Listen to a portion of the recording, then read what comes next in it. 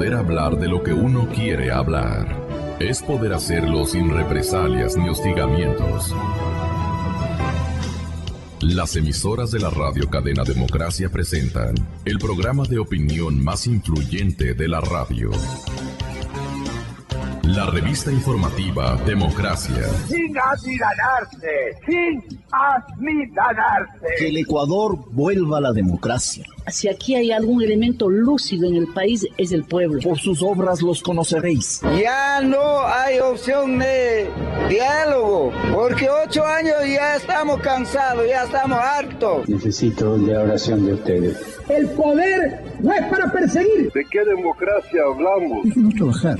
No para hacer lo que nos da la gana. Yo no puedo acusar injustamente a nadie. Hablen, no tengan miedo. Dejemos la puerta abierta pues para reelección indefinida. Expropiese. Este Ecuador amazónico, desde siempre y hasta siempre. ¡Viva la patria! La revista informativa Democracia. A partir de este momento, Gonzalo Rosero y sus invitados analizan los temas de mayor trascendencia. La revista informativa Democracia con Gonzalo Rosero. Más libre que nunca.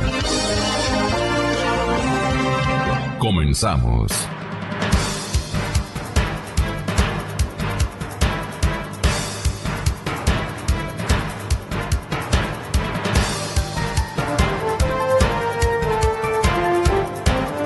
Saludándoles con gran afecto, muy buenos días, señoras y señores. Este es el día martes, día 8 de diciembre, último del año.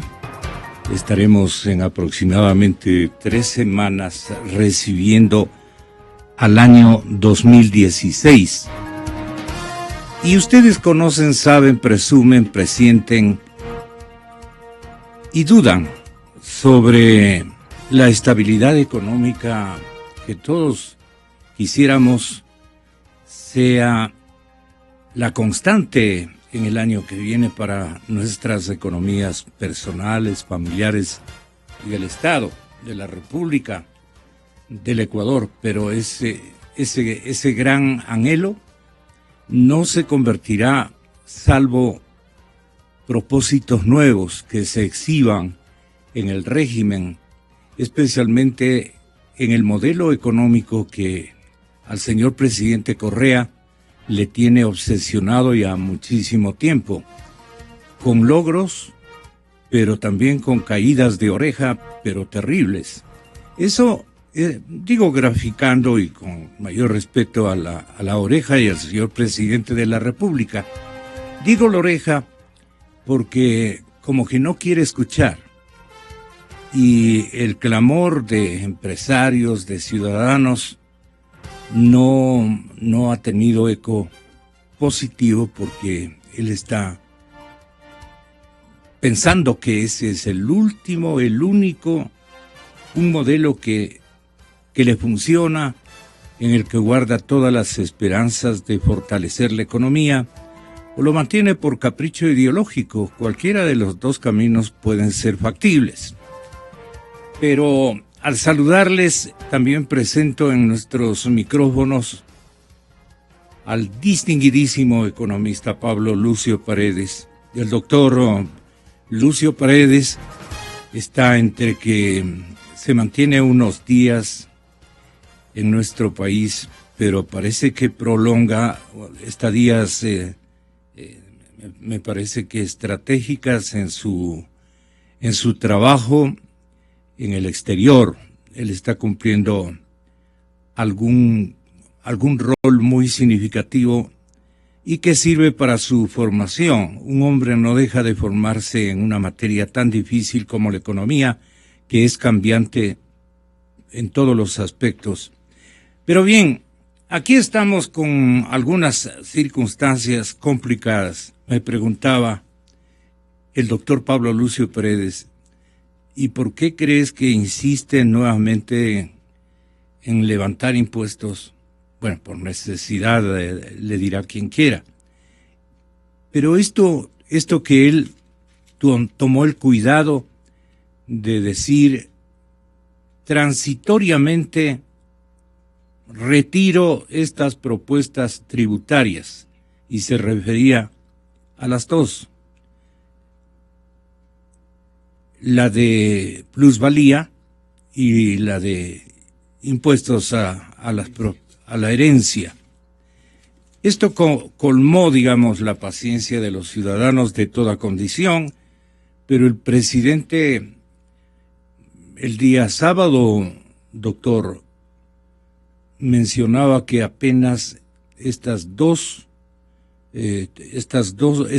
tributos van a rescatar dineros, van a succionar dineros del 2% de la población más rica del país, cuando se comprobó en una amplísima polémica de economistas de que el asunto no era así. Pero ahí sí está empecinado el presidente en sacar a como dé lugar, y con la experiencia que ya tienen alguien que ejerciendo una modalidad de reflexión hasta cristiana, diría yo, el hombre como Fernando Bustamante, parte de este gran bloque en el que confía, ordena bajo sanciones de retirarles la licencia para ser aliancistas. El señor presidente ha amenazado, y la directiva o el panel de fiscalización que cuenta el propio partido está a punto de expulsar a quien ha hecho un ejercicio de reflexión de conciencia. Tiene otro nombre al que quiere acogerse. Con gran calidad humana, diría, y con franqueza, el señor Bustamante, porque a él no le han comprado, pues no se compra la conciencia de nadie, absolutamente en ningún cuarto de hora de la vida, y eso hay que saber respetar de todo el mundo. Pero como es autoritario el señor presidente, él ha definido estas cosas como un pecado que no debe tener perdón, salvo circunstancias que a él le convenzan. Hasta ahí podríamos nosotros generar esta premisa. El señor Alberto Dajig, el ex vicepresidente de la República, ha mencionado, y con razón, que el modelo está equivocado. Pero en tertulias de alto nivel económico, doctor Lucio Paredes, he escuchado que a algo ha venido don Alberto Dajig, y pasa a ser una pieza especial como contradictor del señor presidente de la República para darle acceso a otras ideas que no sean precisamente propios de la ideología que ha cobijado siempre al presidente de la República, al señor economista Correa. Entonces, él le dice, vea, el modelo está equivocado. Le dice, como un habitante más y con el derecho que le asiste al ex vicepresidente, de comentar sobre todo lo que está ocurriendo en caída de depósitos y en tratamiento de reserva internacional, Pablo, que fueron las dos objeciones que lucieron como contundentes y como razones y causales que el ex vicepresidente señalaban para el fracaso de este modelo equivocado. Entendamos que hay un conjunto de deudas ocultas que tienen que transparentarse, que los contratos de anticipo petrolero no son públicos y que todo eso le trae unas consecuencias terribles. Ahora se está hundiendo la barca nuevamente con otros compromisos que no son necesarios en una época donde el petróleo no vale lo que valía antes y quieren acometer en la construcción de una refinería con alguna de las empresas estatales de la República China. En eso se encuentra el vicepresidente titular de estos días, el señor Glass. ¿Qué más te puedo contar? Te estoy contando un poco mal y saltado, pero yo creo que ya me cogiste este momento los elementos fundamentales como para que nos regales siempre el manjar de tus conocimientos, mi querido Pablo. Muchas gracias, Gonzalo. Un saludo a todos. Mira, yo creo que no hay grandes novedades en relación a lo que viene sucediendo desde hace más de 8 años, ¿no? Y es que el gobierno, al final es su derecho, igual es que es nuestro derecho a no estar de acuerdo. A objetarle, claro. Es una cierta visión de la sociedad, ¿no? Visión de la sociedad que se sustenta, por un lado, en la creencia de que hay una sola organización en la sociedad que piensa en el bien común, que es el gobierno, y que por ende el gobierno debe ser el eje de la sociedad. Lo tiene que ser en términos de dinámica económica, de mucho gasto, de empujar la economía, etcétera, ¿no? Y lo tiene que ser también desde el punto de vista de que el gobierno es el que guía a la sociedad, ¿no es cierto? No solo en términos de empuje económico, sino de decisiones, qué es bueno, qué es malo, qué se debe hacer, qué no se debe hacer, cómo controlo, cómo no controlo, etcétera, ¿no? Esa visión de que el gobierno es el bien común. Y, concomitante con eso, la visión de que todos los demás hay que tenerles bajo estricto control, porque son los egoístas que solo piensan en sí mismos, ¿no es cierto? Que sí, está bien que existan, está bien que haya los medios de comunicación privada, pero si no los hubiera sería mejor, pero bueno, tiene que haberlos, ¿qué vamos a hacer? Está bien que haya empresarios privados, también, no queda más. Pero como todos esos viven del egoísmo, entonces el bueno, que es el gobierno, tiene que constantemente estar encima, regulando, controlando, limitando, etcétera, etcétera, etcétera, ¿no es cierto? Esa es un poco la visión que el gobierno tiene. Y dentro de esos malos de la película están también los inversionistas nacionales y extranjeros, están las relaciones internacionales, es decir, la salida, la apertura al mundo, siempre es extremadamente peligrosa, ¿no? Porque por ahí hay gente que obviamente lo único que quiere es abusar de uno, ¿no? Y obviamente la vida es difícil, pero así mismo es, ¿no? Bueno, hay toda esa visión de los buenos y los malos, digamos así, ¿no? Y eso no ha cambiado y sigue, ¿no? Y cuando el presidente vuelve a plantear el tema de las herencias y la plusvalía, creo que te referías a eso, ¿no? Sí, sí. Lo que está haciendo es simplemente mantener su visión de las cosas.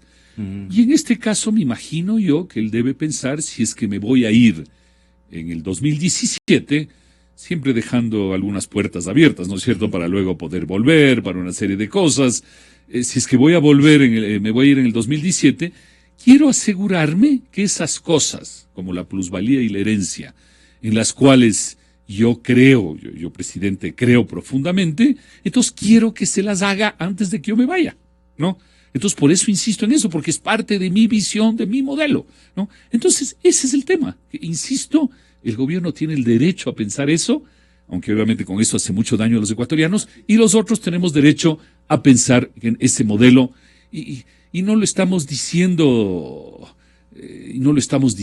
ahora que ha caído el precio del petróleo, Gonzalo, ¿no es cierto?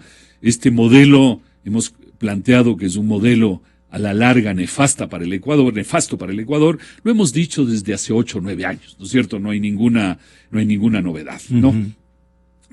Porque este tipo de modelo, lo que se sustenta y funciona es cuando hay dinero, ¿no? Cuando hay mucho dinero, estos modelos obviamente funcionan. En realidad, casi yo te diría, cualquier modelo en la vida funciona cuando tú tienes mucha plata que te cae encima, ¿no es cierto? Puedes hacer barbaridades, puedes hacer bien, pero bueno, tienes mucha plata y las cosas pasan y todo el mundo te dice qué lindo que eres, cómo te queremos, etcétera, etcétera, ¿no? Las cosas se ponen a prueba cuando hay menos plata disponible. Exactamente. Y la escasez y hay que pelear por... Entonces ahora mucha gente que antes decía, caramba, qué maravilloso todo eso, ahora empieza a decir, caramba, pero no ha sido tan lindo como parecía. Sí. Obvio. Había que oír y entender que esa es lo que inevitablemente tenía. Algunos van a empezar a bajarse de la camioneta también, van a empezar a tomar sus distancias, no menciono a nadie en particular, pero van a empezar a tomar sus distancias ya pensando en el futuro, en fin, etcétera, ¿no?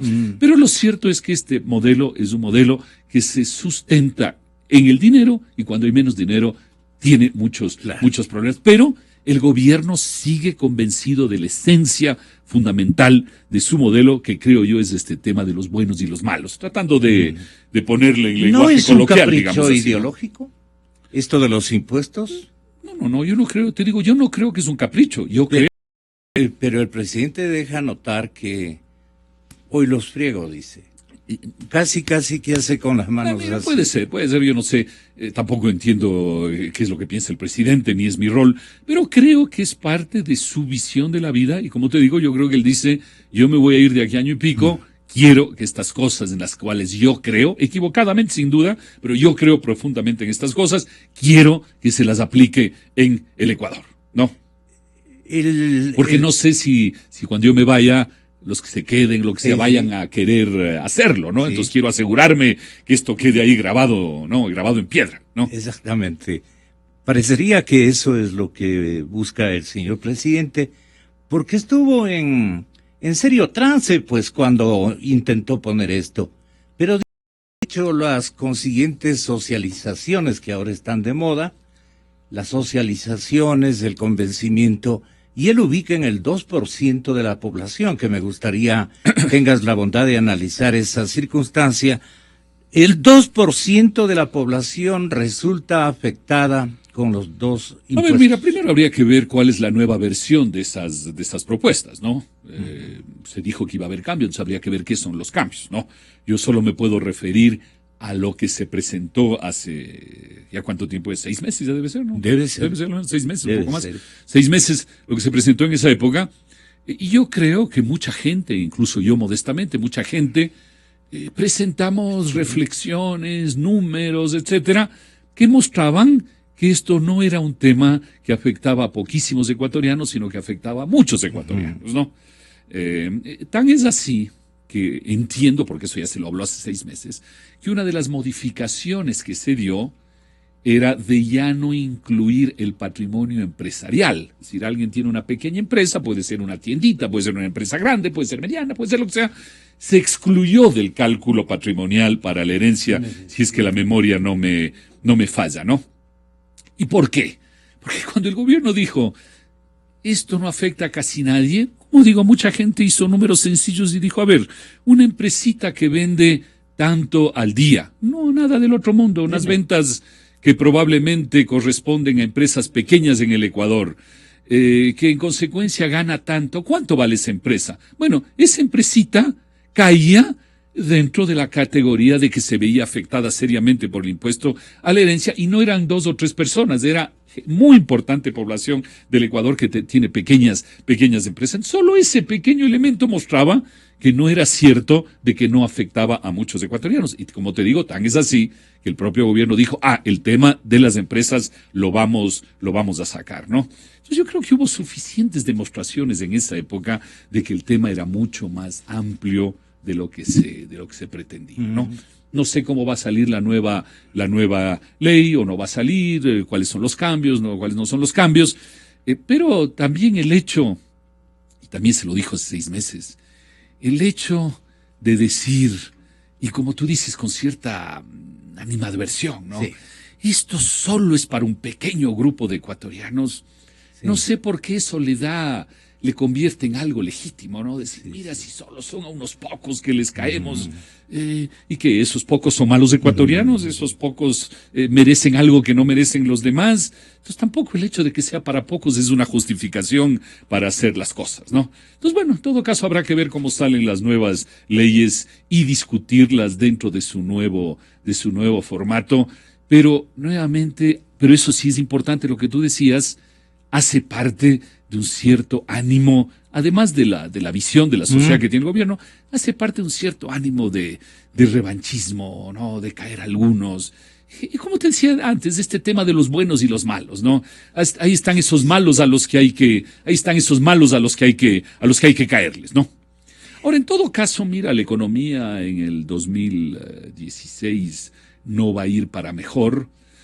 Recordemos que hace algunos meses, bueno, ya no son tantos, pero digamos, el gobierno decía, lo peor ya pasó.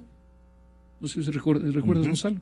Eso debe haber sido por el mes de marzo, abril, el gobierno decía, sí, cayó el precio del petróleo, pero hemos actuado tan bien que ya lo peor ha pasado. Y obviamente no es así, pues no, lo peor no ha pasado, ¿sí?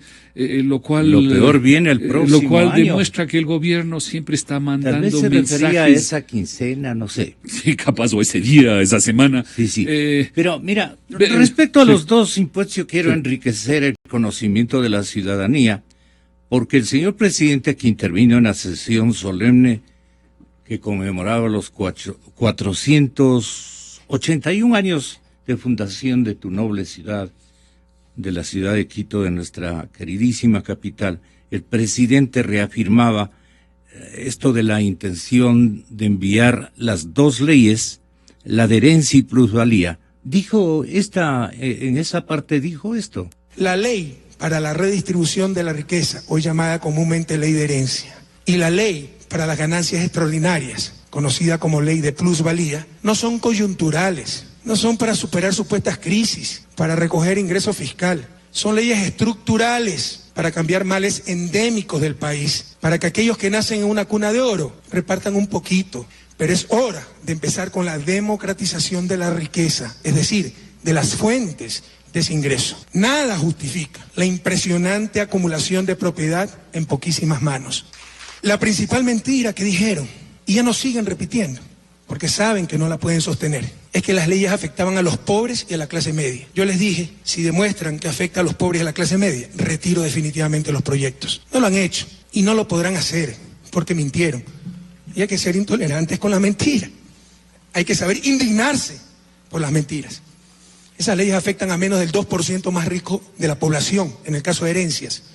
Y en el caso de la plusvalía, ni siquiera al rico, al pobre, ni a la clase media. Afecta como debe de ser al que recibió una gran obra pública que revalorizó mucho su terreno. Es correcto que el que recibe una gran obra pública que revalorizó mucho su terreno, su inmueble, pague algo. Y por supuesto, que paguen los especuladores, que incluso con esta ley se evitan esas burbujas inmobiliarias que bien conocen, por ejemplo, nuestros hermanos migrantes en España. La misma desinformación generada por sectores empresariales provocó un gravísimo daño en el mercado inmobiliario. Cuando la ley de plusvalía, por el contrario, fortalece ese mercado, evitando, entre otros, la especulación de tierras para proyectos de vivienda, fue tal la desinformación que afectaron gravemente, precisamente por su propia desinformación, al mercado inmobiliario. Exa FM. Ahí lo tienes. Sí, mira, es lo que decíamos. Primero el presidente dice, este es un tema, y yo lo creo también, no es un tema para recoger dinero hoy, sino es un tema estructural. ¿Qué quiere decir con el tema estructural?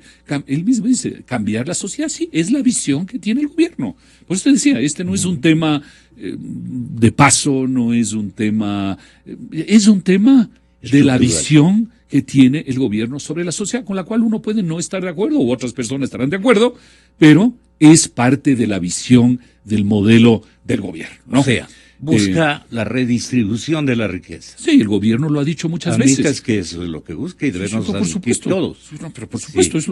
Ahora el gobierno desde el principio también, dentro de su modelo, ha dicho muchas veces, es más importante la redistribución de la riqueza que la generación de riqueza. Con lo cual, nuevamente, cada uno puede estar o no de acuerdo. Yo estoy en desacuerdo porque yo creo que el eje de una sociedad debe ser la generación de riqueza y no la redistribución. O sea, en primer lugar, hay que generar riqueza.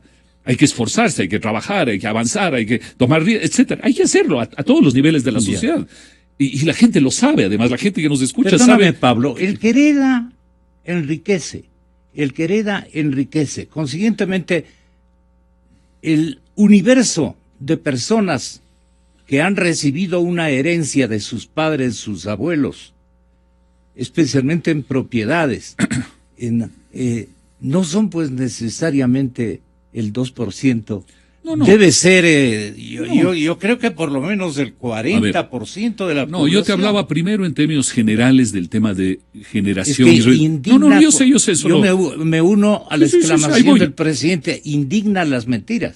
Exacto, yo estoy de acuerdo contigo. Pero primero te digo, parte del modelo es que más importante es la redistribución que la generación. No solo con este tema de las herencias, en general la visión del gobierno es esa, ¿no?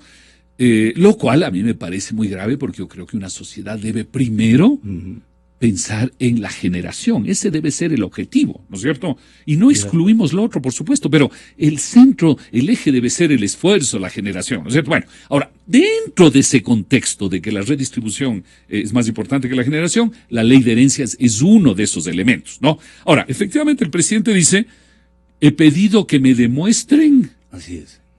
Porque si no me indigno, ¿sí? Me digo que me demuestren, bueno, yo recuerdo, porque esto ya fue hace 6-7 meses, yo recuerdo que en esa época, y como digo, modestamente me incluyo, que mucha gente presentó documentos, estudios, reflexiones, análisis, llámele como quiera, que demostraban que efectivamente hay mucho más del 2% de los ecuatorianos que se iban a ver afectados por esto de aquí, ¿no? ¿Quién debería certificarle al presidente que no es el 2%, sino el 40%, poniendo un porcentaje inventado? Lo que va a haber que hacer en primer lugar, ¿no?, es desempolvar los estudios de esa época, ¿no? Yo creo que lo primero, todo el mundo los tendrá, yo mismo los tendré guardados por ahí en alguna parte. Pensamos que la discusión había terminado. Los archivos de los periódicos. Pero habrá que volver exacto sobre esos temas. El archivo de la radio incluso debe tener algún contenido en ese sentido. Me hace el favor de... Porque yo recuerdo muchos análisis... Me hace el favor de dar ese aviso. Yo recuerdo muchos estudios interesantes que mostraban que efectivamente el efecto... Además, el problema era el efecto en la clase media. El presidente decía, no afecta a la clase media. Claro, todo depende de dónde tú definas clase media, ¿no? Si le afecta a alguien de clase media, el presidente dice, no, pero es que esa persona no es clase media. Bueno, entonces así nadie es clase media. Entonces tú vas definiendo en función de tus intereses, ¿no? Pero yo insisto nuevamente en el tema, que es el primero que se me viene a la memoria, que es que si tú coges una pequeña empresa, y tú te haces la pregunta, ¿cuánto vale esa empresa?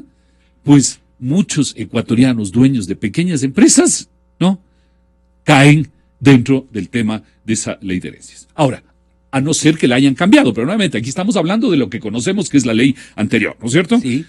Ese ecuatoriano que es dueño de una pequeña empresa, es bien meditado. Ese ecuatoriano, ¿es clase media o no es clase media? Sí, pues.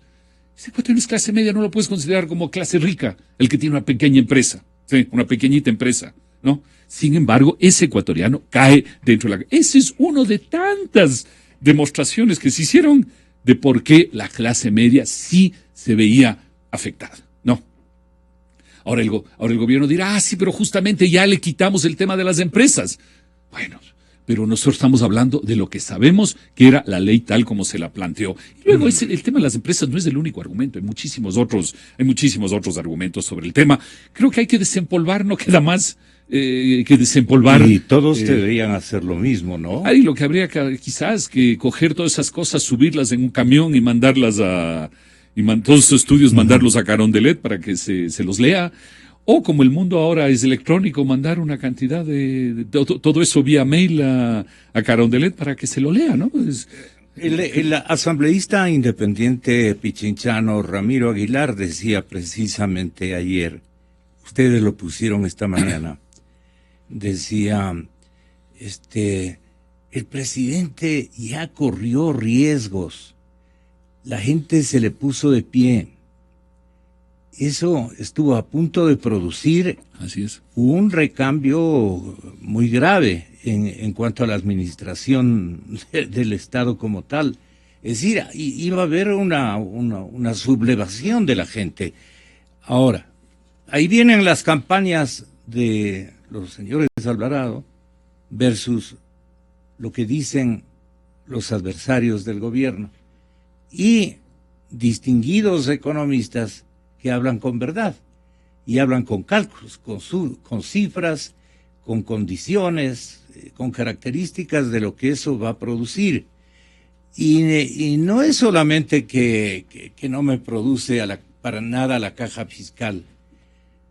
Yo creo que debe dejarle suficientes réditos por el lado tributario. No, honradamente no creo, Gonzalo. No, en ese lado no creo. No. Primero, nuevamente yo vuelvo a la versión anterior, ¿no es cierto? Es la única que conocemos. Es un cambio estructural. Pero digo, es la única que conocemos. Si hay otras, no sabemos, hablamos. El tema de la plusvalía, por ejemplo, lo que se planteaba era que recién en la segunda venta que tú hacías, recién en la segunda venta que tú hacías empezaba a aplicarse esta plusvalía. Sí. En el tema de la herencia, obviamente no todo el mundo se está muriendo todos los días, ¿no es cierto?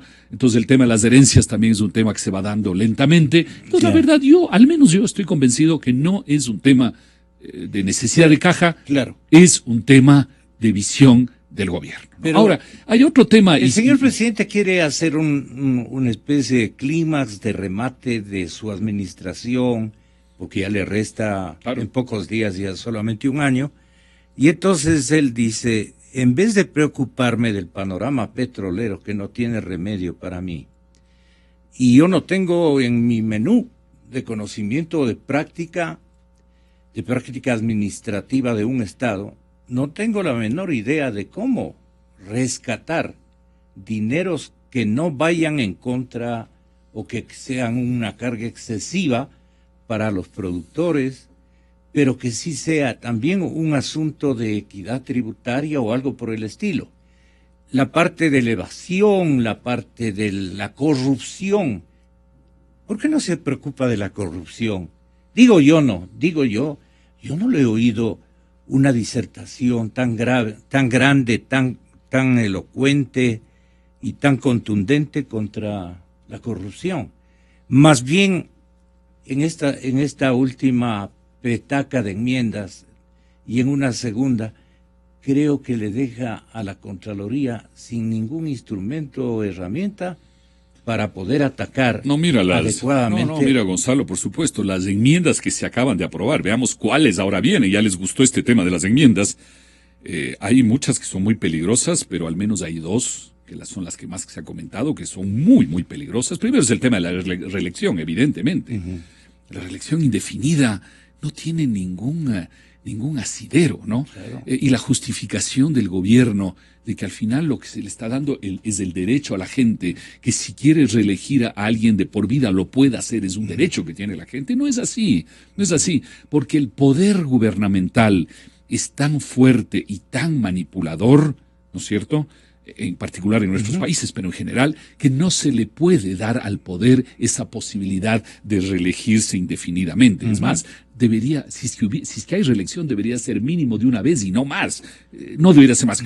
Y el otro tema muy grave de las enmiendas es lo que tú dices de la Contraloría. Porque en definitiva, ¿no es cierto?, en términos fáciles de entender para todos, lo que se está diciendo es la Contraloría, lo que tiene que preocuparse es de los procesos, de los procedimientos. Sí. El procedimiento fue bien hecho. ¿Está bien? ¿No? Se siguieron las etapas legales de contratación, etc. Si se hizo eso, entonces no tiene de qué más preocuparse. Ese dinero se lo utilizó mal, se lo malgastó, no se lo malgastó, no importa. Eso ya no es tema de la Contraloría, no. Eso es tema, por ejemplo, mira, del doctor Chiriboga, dice. Mira, veamos para un la caso. Coyuntura, ¿no? Veamos un caso que es el que tú mencionabas, la refinería. ¿Cuánto se ha gastado en la refinería hasta ahora? Más de $1,000 millones, ¿no es cierto? 1.200, casi 1.300. Desde el año 2007. Sí. Porque yo recuerdo que cuando yo estuve en la Asamblea de Montecristi hubo alguna reunión donde vino Chávez y se puso la primera piedra y se hicieron cosas, ¿no? E incluso Marta Roldós estuvo ahí reclamando y le sacaron. Bueno, fue todo una, ¿no? Pero eso debe haber sido en esa época, 2007, principios del 2008, ¿no? Yo hago la pregunta, si tú, Gonzalo, yo estuviéramos manejando la refinería, digamos que fuera de alguien, ¿no es cierto? Y yo he metido $1,200 millones en eso desde el año 2007 y no hay visos de nada. Porque por ahora no hay visos de nada. ¿No? Caramba, ¿no sería lógico que alguien venga y me diga, ¿y qué hizo usted con esa plata, señor? ¿Cómo es que usted ha metido 1.200 millones desde el año 2007, 2008 hasta ahora? No pasa nada. En esta plataforma. Yo entendería que si yo fuera el gerente de un grupo de socios, esos socios vengan y me digan, vea, señor, ¿qué hizo usted con esa plata? Al menos me pregunten, al menos averigüen, al menos analicen, al menos me manden un informe diciendo cómo está usted malgastando la plata, ¿no es cierto? Ese, en definitiva, es el rol de la Contraloría, que no debería ser únicamente decir, no importa, usted gastó los 1.200, los contratos fueron bien hechos, y como los contratos han bien hecho, no hay problema. No, la Contraloría tiene que venir y decir, aquí se ha malgastado 1.200 millones, ¿qué pasa? Con las nuevas enmiendas ya la Contraloría no puede opinar nada de eso. Lo único que tiene que hacer la pregunta es, o sea, ¿los contratos fueron bien hechos o no? El presidente está curándose en sano por toda su administración, digo, para irse en paz y no quedar con deudas frente a los organismos de control que seguramente serán restaurados, desde luego. No todas las cosas van a permanecer como él deja, no. Y por eso es que la guerra nuestra debería ser por una constituyente que cambie absolutamente todo lo mal hecho. No, por supuesto, hay muchas cosas que cambiar como estas que son barbaridades. Exacto. Ahora, hay que reconocer que con la excepción de ciertos contralores de altura y de gran calidad que los ha tenido el Ecuador, por supuesto, en general la Contraloría no ha hecho su trabajo muy bien. Así es. La Contraloría... El tico de ahora mismo deja mucho que el desear. actual evidentemente deja mucho que desear. Yo planteaba algunas cifras de 2 años revisando el trabajo de la Contraloría, de cuántos casos ha planteado, no es la palabra exacta, pero digamos cuántos casos ha planteado la Contraloría, y es poquísimo, y la mayor parte de cosas tienen que ver con que alguien se fue de viaje 3 días y se gastó $100 más de lo que debía gastarse, y no sé qué, pero las cosas... el recibo de la pensión a donde fue a llegar y le puso como que ha llegado al Intercontinental. Exactamente, eso. O fue donde los amigos y se ahorró la plata, yo qué sé. No, pero no es eso. Las cosas, pero ¿cuántos casos de fondo de los importantes ha encontrado la Contraloría? No solo en este gobierno, yo digo en general. En este gobierno quizás es igual o peor, pero ¿cuántos ha encontrado? Nos ha planteado, nos ha dicho, Micho, qué barbaridades, ¿no? Yo alguna vez le decía, y me voy a terminar con eso, Gonzalo, que tengo que retirarme. Yo alguna vez le decía a una persona que me llamó y me dijo, me están sondeando para la Contraloría, ¿no? No me acuerdo quién era. Decía, están conversando a ver si yo voy a la Contraloría como Contralor o no. ¿Qué te parece? Yo le decía, mira, me parece un cargo para alguien como tú, de altura, de calidad. Lo que necesita, le decía yo, la Contraloría es oídos. Porque en realidad tú vas a cualquier ciudad del Ecuador, y obviamente si es más pequeña, más fácil, y tú te sientas en la plaza central, ¿no es cierto?, y conversas y la gente te dice, mira, el fulanito que antes tenía una bicicleta, ahora que ha estado en el gobierno tiene esa mansión de ahí, y el otro pasó no sé qué. Yo no digo que todo lo que se dice ahí sea cierto, pero debería sentarse la gente de la Contraloría en la plaza e ir apuntando todo eso, ¿no es cierto?, y luego ir a hacer un chequeo a ver si esas cosas tienen sentido o no tienen. Estoy seguro que no todo será cierto, pero unas cuantas sí serán cierto, pero parece que la gente de la Contraloría nunca oye nada, nunca se entera de nada, nunca pasa nada, y por eso es que los grandes temas, más allá del tema de las pensiones, ¿no es cierto?, el amigo que va a un hotel en vez de ir al otro hotel, los temas de fondo, muy rara vez, o casi nunca, la Contraloría encuentra nada. Nunca encuentra nada. ¿Qué ha encontrado? Pasa inmediatamente a la Fiscalía. En mi poder, porque se me envió. Sí. Yo tengo las pruebas de Contraloría, de los exámenes realizados y terminados, y que fueron enviados a la Fiscalía, a las fiscalías. Entonces, en alguna parte quedan.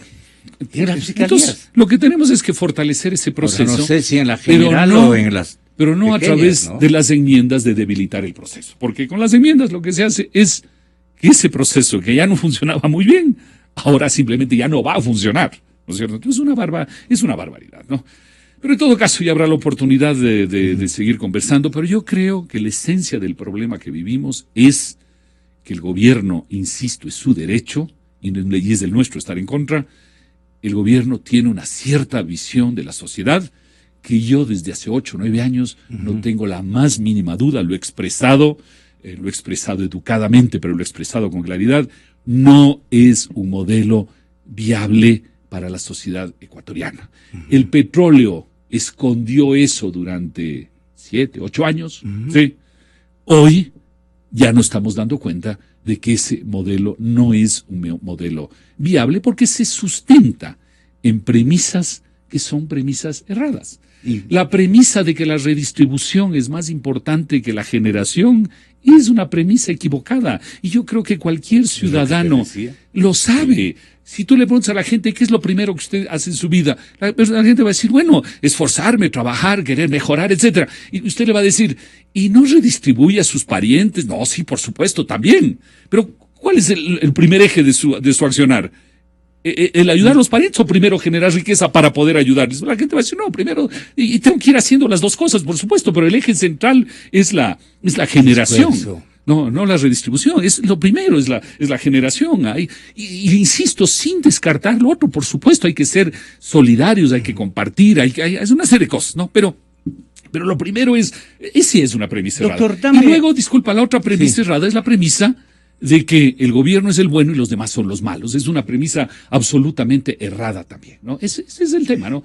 Una última interrogante. El flujo petrolero del sector público con un precio del barril de 39,4, en ese precio estamos en este momento, le va a generar un panorama. Yo creo que estamos en menos. En 39 está el WTI y el ecuatoriano está en menos. En menos, claro, en 33 por ahí está. Mira, sí, yo sé lo que vas a comentar, que es ese cuadro del diario El Comercio. De Alberto Araujo. Sí. Es importante estar claros que ese es el flujo para el gobierno central. Es el flujo para el gobierno central. Sí. Pero no quiere decir, y el saldo es que cero, que el gobierno central no va a recibir nada del petróleo. Pero ojo, el gobierno, sí, pero el gobierno en su conjunto es más amplio. El gobierno es más amplio. En el gobierno hay empresas, en el gobierno hay municipios, en el gobierno hay una serie de organizaciones diversas. Entonces, para el gobierno en su conjunto, que es lo que nosotros tenemos que mirar, no únicamente el gobierno central, el flujo petrolero, incluso con el precio bajo que tenemos, no es cero. No, obviamente es mucho menos que antes, mucho menos, pero no es cero.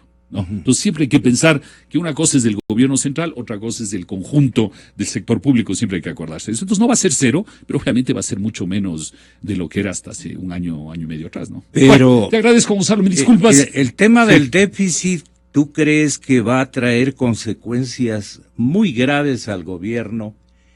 Unos reveses impresionantes para la gente y especialmente una desocupación pavorosa el próximo año. Mira, yo espero estar equivocado, porque como yo siempre digo, estamos todos en el mismo barco, en este barco en el que queremos estar y queremos seguir. En consecuencia, a mí me encantaría estar equivocado, ¿sí? Pero desgraciadamente creo que el año próximo va a ser un año muy difícil. Y mucha gente que aplaudía este modelo cuando había mucho dinero, se va a dar cuenta que el modelo se sustentaba en eso, en el mucho dinero, y que el rato que ya no hay mucho dinero, el modelo empieza a causar graves daños a la vida diaria de los ecuatorianos. Habrá mucho más desencantados de este modelo, pero te insisto y lo digo sinceramente, a mí me encantaría estar equivocado, porque obviamente yo prefiero un Ecuador que camina a un Ecuador que no camina. Lo que creo, desgraciadamente, que el Ecuador no va a caminar en 2016 porque es el resultado de un cierto modelo. No es un resultado de la mala suerte que cayó el petróleo, no. Es el resultado de una cierta visión y un cierto modelo. Eso hay que estar claros. Bueno, un saludo y a la gente, un abrazo. Estoy a las órdenes, estamos en contacto. Pablo, que te vaya muy bien y muchas gracias por esta deferencia de nuevo con nosotros. Hasta luego. Pablo Lucio Paredes. No tuvimos tiempo para calcular un poco de ingresos, otro poco de egresos previstos para el 2016 sería, ¿no? 2016. No tuve tiempo de hablar, por ejemplo, del timbre cambiario. ¿Esto es original del presidente Correa o de Alberto Dají?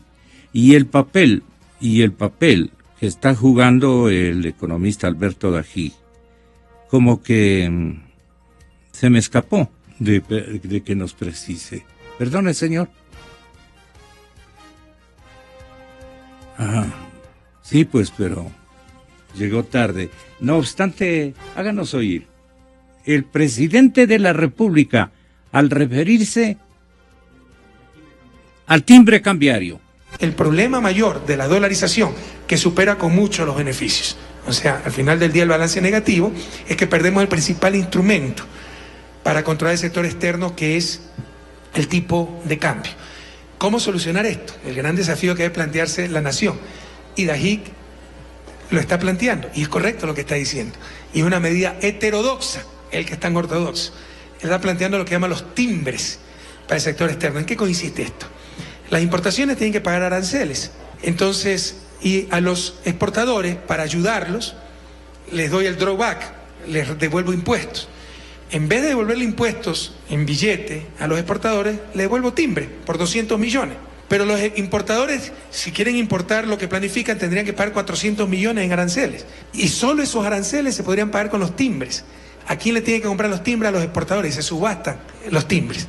Entonces, un exportador que recibió 10 en timbres, ¿no?, los puede vender a 20. Y el importador compra 20 para pagar 10 en aranceles. Y es el mismo efecto que la depreciación de la moneda. Y con ese mecanismo, que está correcto Alberto Dajic, tendríamos el mejor de los mundos. Las ventajas de la dolarización en cuanto a controlar inflación, tener una moneda dura que nos permita endeudarnos y planificar a largo plazo, que permita inversión extranjera, y eliminamos su desventaja, que es el sector externo, porque este mecanismo funciona como una depreciación de la moneda. Algunas preguntas sueltas. Pero así se encarecen todas las importaciones. No, solo las importaciones que tienen que pagar aranceles. Entonces nosotros, eliminando aranceles, como ya lo hemos hecho, a materias primas, bienes básicos, bienes de capital, esos bienes quedan con el mismo precio. ¿Quiénes son los que van a subir los precios? Los bienes suntuarios, que el chocolate importado, que el perfume. A mí qué me importa tener un perfume a $10, a $50 importado. Eso no va a alterar el buen vivir del pueblo ecuatoriano. Exa FM. Para que un poco ustedes se den cuenta de que el señor presidente de la República, en algunos elementos, como que su cabeza no digo que su cabeza no funciona adecuadamente, pero sus conocimientos y los requisitos que hay que reunir, según Alberto Dajic, para poder poner en funcionamiento este famoso timbre, es el siguiente, y saben los economistas, los técnicos en la materia. Aquí no habría cómo aplicar el timbre. ¿Por qué? Porque se necesita un presidente que respete al Banco Central. Se necesita un Banco Central autónomo. De no que me contradiga el señor economista Dajic. Se necesita un Banco Central, independiente, autónomo, regido no por el presidente de la República, que se meten todas. Entonces, el propio Dajic dice en una entrevista para el diario El Comercio realizada por el colega César Augusto Sosa, dice: ¿y quién fija? A ver, ¿cómo es la cosa? ¿La medida funciona con un banco central que depende del Ejecutivo? Dice, no. Debe existir un banco central independiente. Entonces no funciona con la actual Constitución. Efectivamente, la actual Constitución no puede ser receptora de una medida de esta naturaleza, dice Dajic. ¿El Banco Central debe ser independiente o debe existir la voluntad política para que funcione de esta manera? ¿Y qué tan riesgosa es su propuesta en un escenario donde el gobierno está necesitado de divisas? Esta propuesta la presenté hace 6 meses, dice lo que yo doy en llamar el apuntador del régimen para temas económicos. Esta propuesta la presenté hace 6 meses. Él ha venido en condición de apuntador, cuando había más espacio de acudir al Fondo Monetario Internacional con un paquete financiero de gran calibre que permita conseguir más recursos financieros de organismos multilaterales. Un programa multianual de reconversión de la economía y un cambio en el modelo. Esto es lo que precisaba. Además, reducir el riesgo país para poder emitir papeles de deuda y que la economía empiece a moverse con inversión foránea, con inversión extranjera y también con inversión interna, con inversión nacional, eliminando obstáculos al sector productivo. Ojo, eliminando obstáculos al sector productivo. La focalización del subsidio no puede seguir tal como está. Claro, la parte ideológica le se contrapone con los deseos que el mismo presidente Correa debe tener. Hay soluciones, pero tiene que separarse un poquito de las consignas de yo siempre digo eso y predico eso. No estoy hablando en el aire. Tiene que separarse de las consignas ideológicas. ¿Dónde se producen estas? Ustedes saben, no voy a repetir otra vez, pero les lleva a todas partes, inclusive cuando realiza viajes al exterior. Pero bueno, señoras y señores, el tema de la Contraloría General del Estado, ¿cómo queda? En breves instantes con nuestros invitados, Ramiro Román, vicepresidente de la Comisión de Lucha contra la Corrupción, Gustavo Medina, ex procurador general del Estado, y el doctor Gonzalo Silva. Con las enmiendas, la Contraloría queda sin atribuciones para controlar la consecución de objetivos, que equivale a disminuir el control al manejo de recursos, aunque el presidente dice lo contrario. El presidente dice lo contrario y hay que preparar porque a ello se refirió el sábado anterior. Sí, ya lo tenemos. Son las 7:44. Esta es la Noticia Libre.